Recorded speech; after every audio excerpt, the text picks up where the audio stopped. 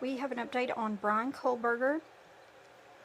The case, his defense team has filed a motion which is titled Motion to Strike Death Penalty, citing autism as the spectrum disorder, aiming to remove the death penalty.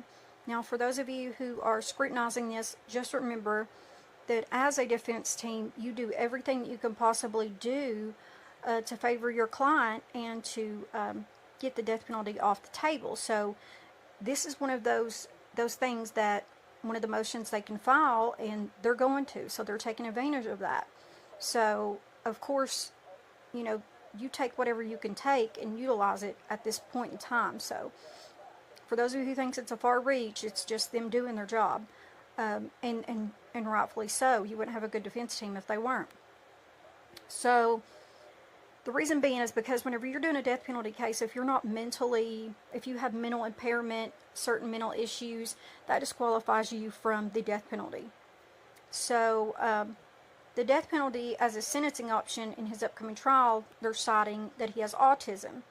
So that motion, we'll see if it's going to get approved in his upcoming trial for the allegedly murders of 4 University of Idaho students.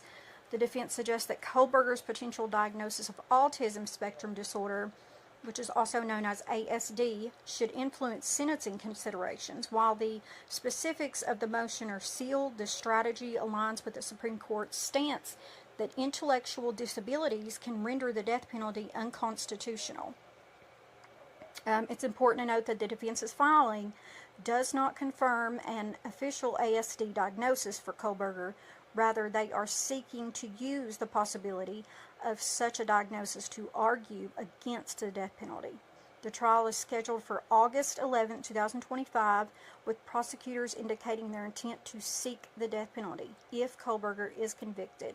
And we will be live streaming that hearing.